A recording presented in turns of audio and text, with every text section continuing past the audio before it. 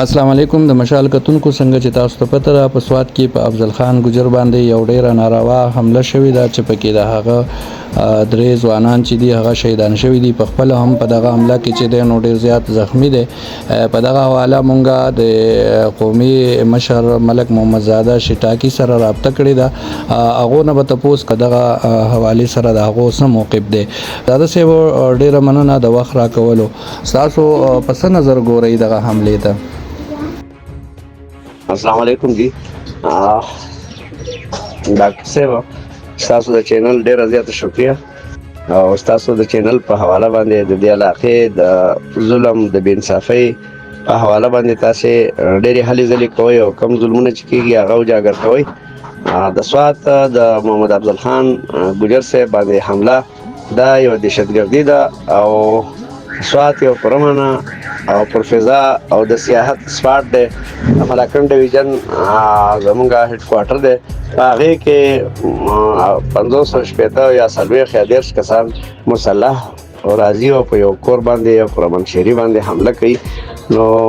دا د دې څومره چې مذمت وشي دا ډېره کمه ده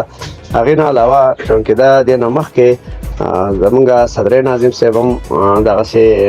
دین دهاړې هغه قتل شوی او اوس د افضل خان باندې دا حمله چې ده او هغه هم 2 غنټو پورې حمله د هغې د وینا مطابق دا انتهایی صفاقانه او بزدلانه حمله ده او انتظامي له پکار دی چې بغیر څه د لیت العلن د دې خلاف کاروایي وکړي او زه ډېر زیات افسوس کوم چې صوبایي حکومت او وزیر اعلی اوسه پورې د دې غندنه هم نه ده کړې او پکار خو دا وه چې فوراً دې باندې سپیشل انویسټیګیشن ټیم مقرر کړی وی نو موږ قوم هم یوازې ګجر نه بلکې دې علاقې څومره پرامن د ملاکنډ ډیویژن اقوام دي دا دوی له پکار دی چې په دې باندې سوچ وکړي نن په افضل خان ګجر باندې دا حمله ده سبا په بل باندې ده نو دا د ملاکنډ ډیویژن د فضا د خرابولو یو سازش دی پکار خدا ده چې د دې خلاف نو اوسه پورې به دا ګرفتاریانې شوې نو موږ سوچ کوو او د آینده د لای عمل لپاره به د ټولو قومونو سره میلاویږو او یو خبره به کوو چې دا خو د دې باندې خاموشي چې دا ملاکنډ ډیویژن کې د امن او امان د خرابولو د هغه خلکو حوصلې